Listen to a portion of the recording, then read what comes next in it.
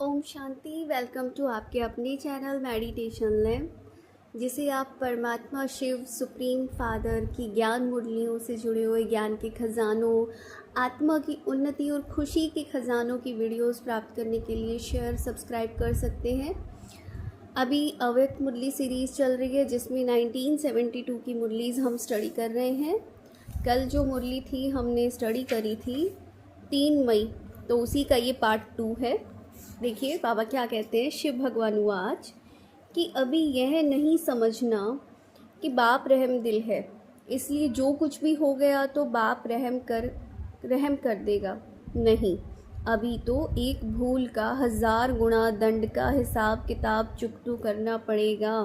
तो देखो बाबा जो क्या है इशारा दे रहे हैं, पहले से ही सावधानी देते रहते हैं कि अपने ऊपर तुम खुद रहमदिल बन जाओ। ऐसे कोई भी कर्म ना करो, क्योंकि देखो पहले ही इतना हम लोग कर चुके हैं, अब कोई भी गफलत करने का समय ही नहीं है, मार्जिन ही नहीं है। तो बाबा कहते हैं ये मत समझना कि मैं रहम करूँगा, क्योंकि उस समय तो रूप ही बदल जाएगा, रोल ही बदल जाएगा। जो जिस समय जिस रोल में होता है, मान लो अगर कोई एक बाप और बेटा है, ठीक है।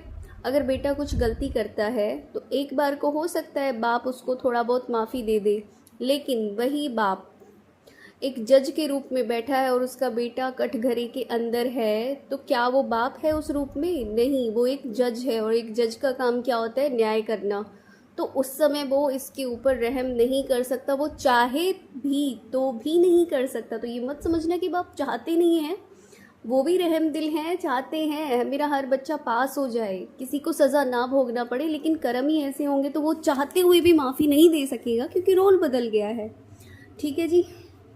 उसके बाद देखिए, एक कदम भी पदम की कमाई बगैर न जाए, ऐसे चेकिंग करते हो। वह कई कदम व्यर्थ जाने के बाद होश आता है, कि जब वो पता चलता है ना कि अरे अपनी जेब में तो छेद हो रखा है, ठीक है, या फटी पड़ी है और पैसे तो गिर गए वहाँ से, तब तुम्हें होश आए, ठीक है, कि कहीं से पानी भरने गया है कोई, मटके में पहले से ही छेद है और आधे रास्ते आके पानी भी आधा तुम्हारा वेस्ट हो गया, तब जाके याद आ रहा है कि। तो बाबा कहते हैं अपनी भी चेकिंग करो कि कोई कदम व्यर्थ जाने के बाद तो होश नहीं आता है। तो इसलिए क्या करते हैं, सावधान। और अंत का स्वरूप कौन सा है? अंत का स्वरूप है शक्तिपन का। शक्ति का रूप सदैव संहारी दिखाते हैं, ठीक है। शक्ति कोई रहम दिल का नहीं होता है। तो अंत का स्वरूप बिल्कुल, मतलब अब तो सच में बिल्कुल अंत के भी अंत का समय, इस माया के ऊपर शक्ति रूप में आकर विजय प्राप्त कर सकते हो। वो रहम दिल, वो स्वरूप नहीं दिखाना है। रहम करना है तो सिर्फ अपने पे करो, विकारों पे रहम नहीं करना है। नेक्स्ट, इसलिए अभी रहम दिल का पार्ट भी समाप्त हुआ। बाप के संबंध से बच्चों का अलबेलापन व नाज सब देखते हुए आगे बढ़ाया, लेकिन अब किसी भी प्रकार से पावन बनाकर साथ ले जाने का पाठ है सदगुरु के रूप में। 1972 की ये मुरलीज़ हैं, और बाबा इस समय पर क्या कह रहे हैं। बाबा के भी अलग अलग पार्ट हैं। हम लोगों ने सुना हुआ है कि शिक्षक का रूप भी है, पिता का रूप भी है, सतगुरु का रूप भी है, और खुदा दोस्त का रूप भी है अभी। और ये ऑफिशियल, हम तो अपने मन से बना लेते हैं कि ये इसका पार्ट, अब बाबा का ये पार्ट वो पार्ट। खुद उसने अपने मुंह से 1972 में कहा है कि बाप का पार्ट पूरा हुआ, और अब जो है मेरा पार्ट है सदगुरु के रूप में जैसे भी करके पावन बना के ले जाने का। तो कब का बाप का पार्ट जा चुका है। वैसे इसकी थोड़ी सी डीप गति हो जाती है, कुछ लोगों के मन में क्वेश्चन आएगा कि आए ही जो लेट है, या हम तो अभी आए हैं, हमें तो 2 4 3 साल हुए हैं, तो हमने तो ऐसे, इसका मतलब कि हमने बाप का पार्ट नहीं देखा। वो थोड़ी सी एक अलग एक्सप्लेनेशन है, लेकिन फ़िलहाल हम मुरली के हिसाब से इस चीज़ को समझने की कोशिश करो। जब से यज्ञ की स्थापना हुई थी, ये उस समय से उस पार्ट की काउंटिंग है ये, कि वो पार्ट जा चुका है पिता का। और ये सतगुरु का पार्ट शुरू हो चुका था बाबा का 69 में अव्यक्त होने के बाद।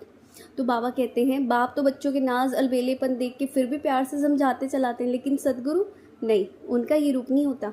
उनको तो फिर क्या है, किसी भी रूप से, चाहे नॉलेज से, चाहे पुरुषार्थ से, या फिर सज़ा से।